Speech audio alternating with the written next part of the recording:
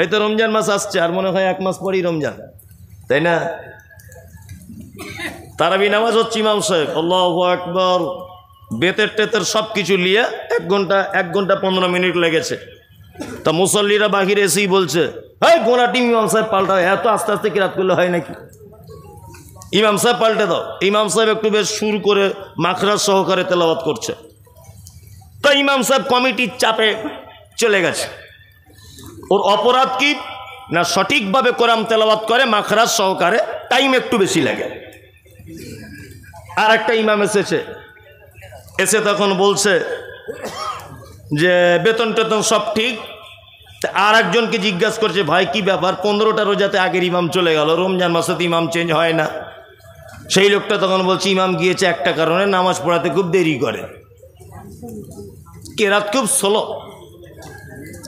এ বুঝতে পেরেছে। তো মাদ্রাসায় পড়া ছেলে, আর মাদ্রাসায় পড়া ছেলে আল্লাহু আকবার, ও যদি এই রাস্তায় দিয়ে যায়, আর ইবলিস শয়তানও যদি দেখে তালবিল ইলম আসছে, ও 30 কিলোমিটার দূরে ওদিক থেকে যাবে। কি বললাম বুঝলেন না? মানে সব খারাপ মাল এক জায়গায়, হয়তো ভালো মাল আলামিন মিশনে দেয়। কথা বাস্তব না বাস্তব?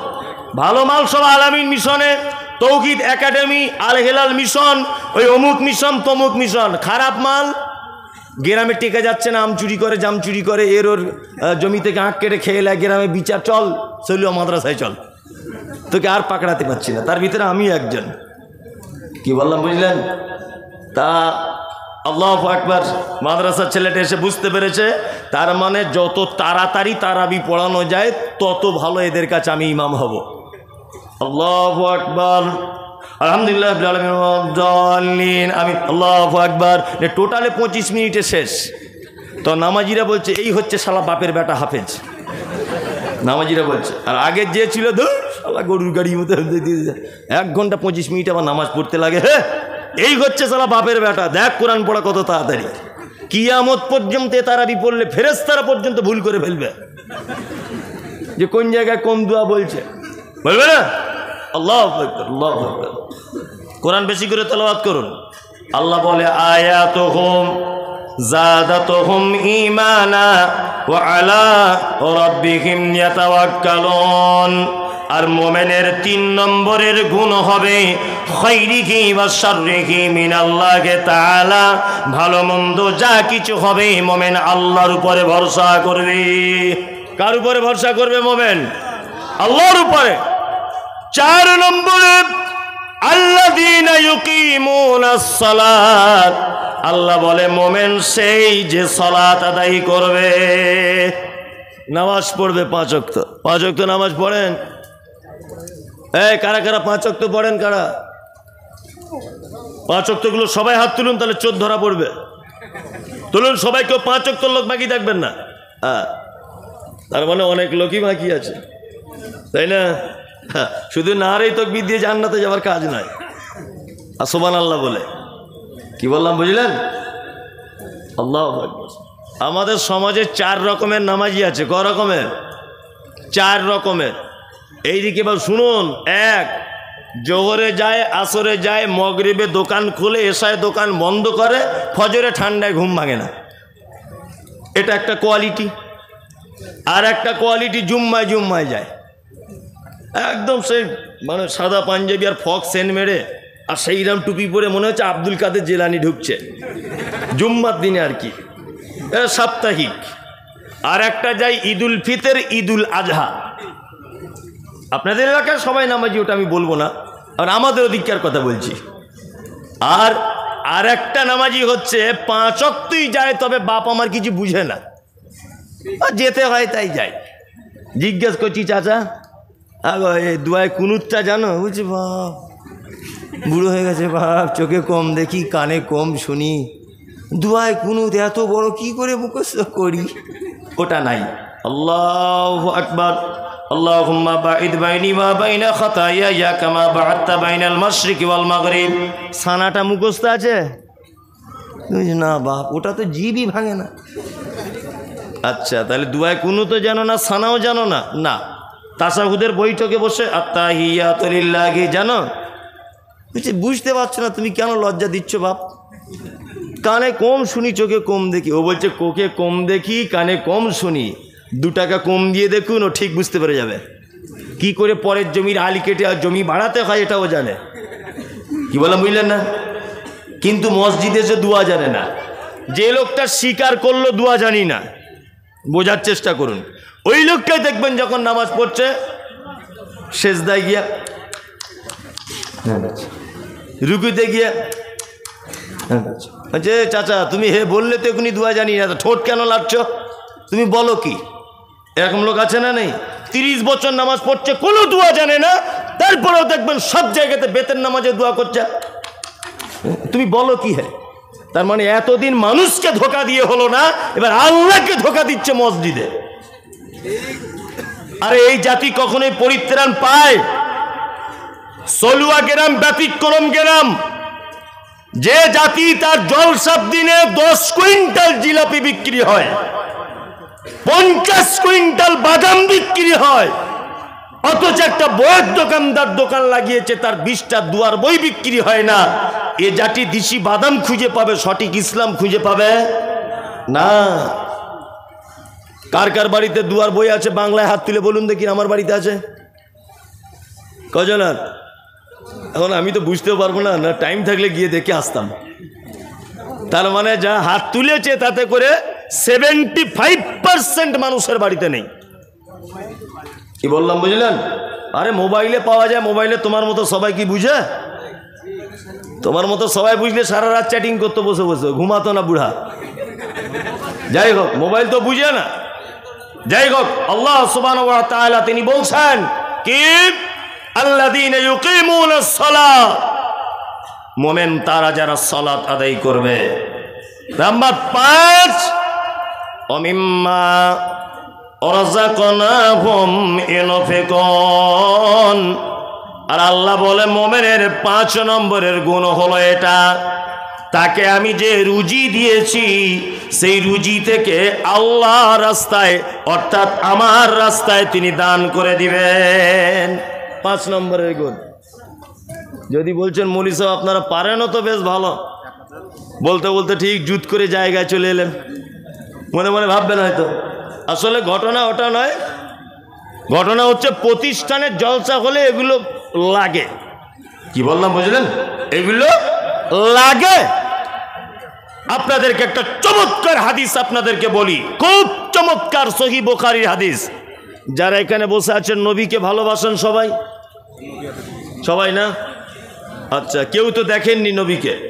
না দেখি প্রেম, না দেখি ভালোবাসা, কিয়ামতের দিনেও যেন একটু দেখা হয়, এরকম ইচ্ছা আছে সে কার কার? মাশাআল্লাহ মাশাআল্লাহ, সবার মুখস্থ। চলুন হাদিস শুনে নেন, সহিহ বুখারীর হাদিস। বর্ণনাকারিনীর নাম হলো আম্মা জান আয়েশা সিদ্দিকা রাদিয়াল্লাহু তাআলা আনহা। বাপের নাম আবু বকর, মায়ের নাম হলো উম্মে হানি।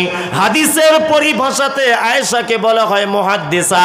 শুধু এখানেই ক্ষান্ত নয়, বিশ্ব নবী যত মেয়েকে বিবাহ করেছিলেন, একটা কুমারী মেয়েকে বিবাহ করেছিলেন, তারই নাম হচ্ছে আয়েশা।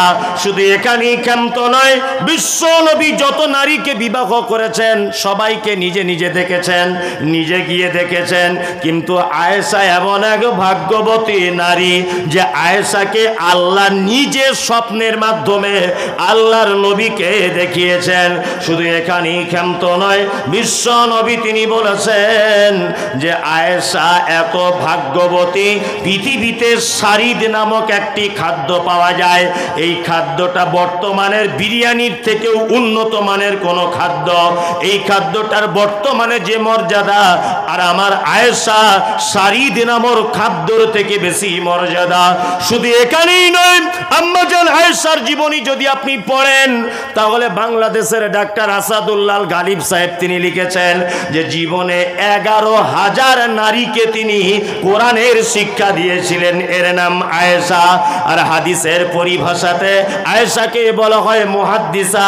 শুধু এখানেই ক্ষান্ত নয়, বিশ্বনবী আয়েশার সঙ্গে ইয়ারকি ঠাট্টা করতেন। আল্লাহর নবী ইয়ারকি করে বড় আদর করে আয়েশাকে ডাকতেন, নাম দিয়েছিলেন হুমাইরা, মানে লাল বর্ণের ছিলেন হযরত আয়েশা, সাদা বর্ণের পরিষ্কার নয়, লাল বর্ণের। হাদিস বর্ণনা করেছেন সহিহ বুখারীতে হাদিস রয়েছে, হাদিস বর্ণনাকারিণী আয়েশা কোন বিবি নবীজিকে করিলেন জিজ্ঞাসা, ওগো নবী তব সাথে দেখা হবে কার? নবী বলে দুনিয়াতে হাত লম্বা যার। মা আয়েশা বলে এ কথা যখন শুনিলাম কানেতে, কাঠখণ্ড লয়ে হাতে লাগিলাম মাপিতে, দেখিলাম বিবি সাউদার হাতে লম্বা বলি, আমার মুখেতে ওগো পড়ে গেল কালি। হাত লম্বার অর্থ পরে পারিলাম বুঝিতে, দান ধন যারা করে এই দুনিয়াতে, তারে পরে জয়নাব এসে নবীজিকে কয়, কেন জয়নাব আল্লাহ রাস্তায় বেশি করে ক্ষয়? সল্লুয়ার মানুষ শোনেন হাদিসটি বুখারীর, জয়নাবে আনন্দ আর আয়েশার মুখ ভারী। আম্মা জান আয়েশা বিশ্ব নবীকে বলছেন, ইয়া রাসূলুল্লাহ, কিয়ামতের দিনে লক্ষ কোটি মানুষ এক জায়গায় থাকবে, দয়া করে আপনি বলুন সর্বপ্রথম আপনার সঙ্গে কার দেখা হবে? আল্লাহ নবী বললেন না ফাতেমার কথা, খাদিজার কথা বললেন না, হাসান হুসাইনের কথা বললেন না, নবী কোনো কারোর কথা বাদ দিয়ে তিনি বললেন, আয়েশা শুনে রেখে দাও, দানের ব্যাপারে যার হাত লম্বা তার সঙ্গে আমি নবী জান্নাতে প্রথমে দেখা করে নিব।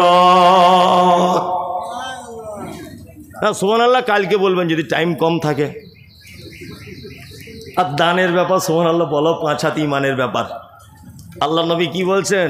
যে দানের ব্যাপারে সবার আগিয়ে থাকে, আমি নবী বলছি কিয়ামতের দিনে তার সাথে প্রথম দেখা হবে আমার।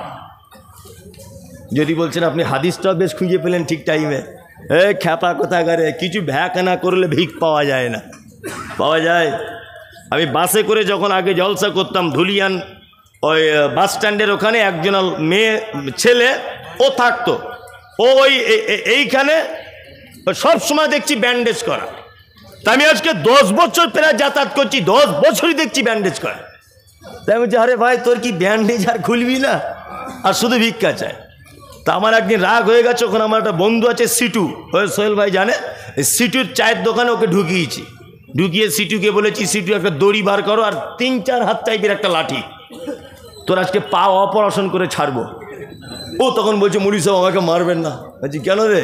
10 বছর টাকা ঝেড়েছিস আমার কাছে, মারবো না? মানে সত্যি করে বল কি হয়েছে? তখন বলছে, মুড়ি সাহেব এমনিতে ভিক চাইলে সালা কেউ দেয় না, ওই জন্য বাড়ি থেকে যখন আসে একটু আখের গুড় লাগিয়ে নিয়ে আসি। নিয়ে টাটকা গুড় যদি মাছিতে পায়, মাছি বসবে না? বসবে। মাছি টাছি বসে, আর লোক মনে করে কাল কি অ্যাক্সিডেন্ট হয়েছে, 10-20 টাকা করে দেয়, বাজার ভালো হয়। তার মানে ভ্যাক না করলে ভিক পাওয়া যায় না। এই গ্রামটার নাম সলুয়া, তাই না? সলুয়া গ্রামের একটা ছেলে, তার নাম আশরাফুল, গরিব ছেলে। তা ও গ্রামে ভিক্ষা করে, তার প্রতিদিন চাল হয় 1.5 কেজি 2 কেজি, বেশি হয় না। আর ওই পাশের ভাকুড়ি থেকে একটা মেয়ে এই গ্রামে ভিক্ষা করতে আসে, তার প্রতিদিন চাল হয় 15-16 কেজি।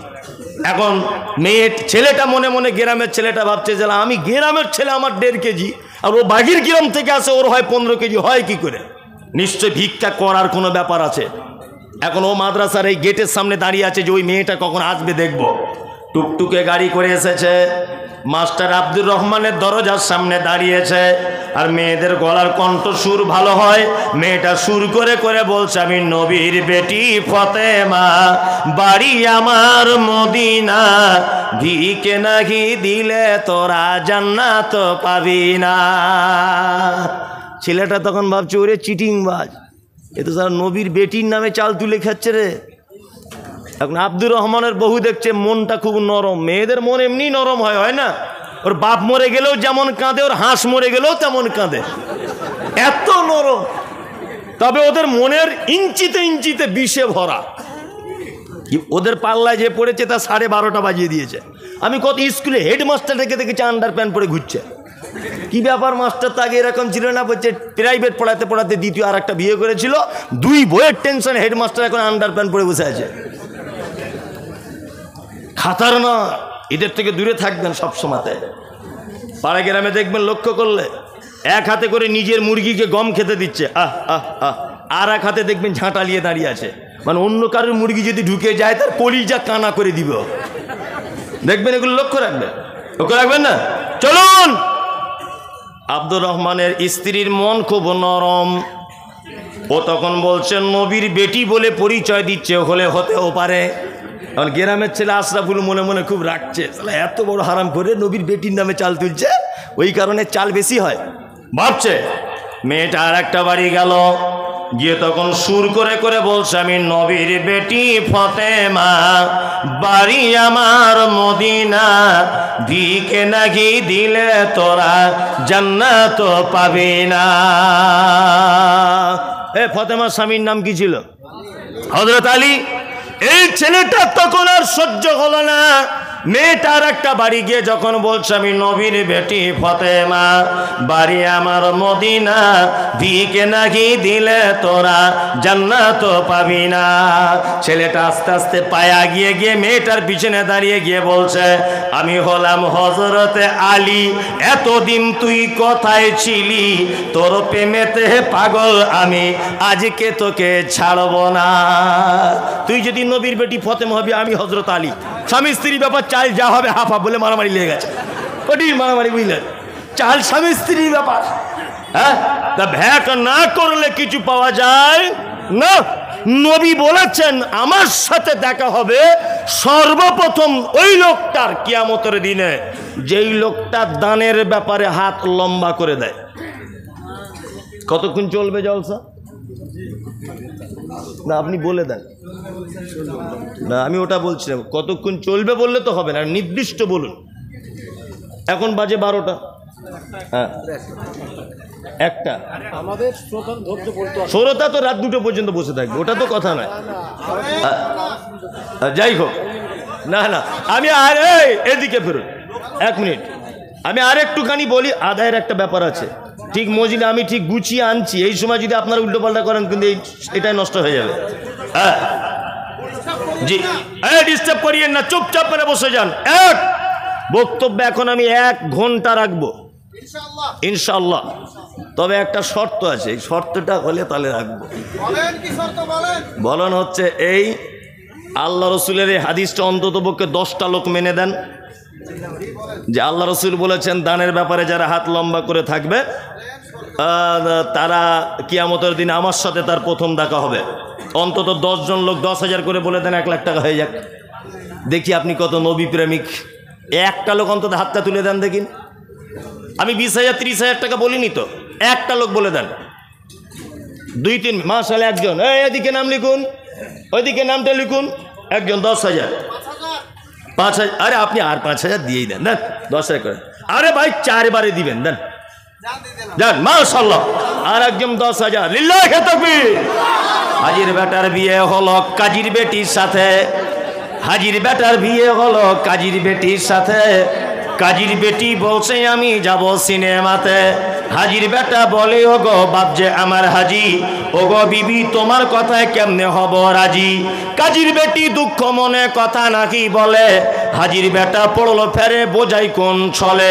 সিনেমা দেখা মেয়ে মানুষ ঘরে রাখা দায়, অবশেষে রাজি হতে হলো নিরুপায়। হাজির বেটা বলে শোনো শোনো গণ সুন্দরী, আমার ছোট আমার জামা পড়ো তাড়াতাড়ি। 2 বন্ধুর মতো তারা গেল সিনেমাতে, রাস্তা তাদের জানা আছে সন্দেহ নাই তাতে। বিয়ের আগে কত গেছে হিসাব কে বা রাখে। হলের সামনে দাঁড়িয়ে গেল, লাগলো আলোর ছটা। অনেক দিনের পুরাতন বন্ধুর সাথে হলো দেখা। বন্ধু বলে ওরে বন্ধু এটা কে তোর হয়? বন্ধু বলে ওটা আমার শালার পরিচয়। আর বলবো না, এটা এই পর্যন্ত থাক।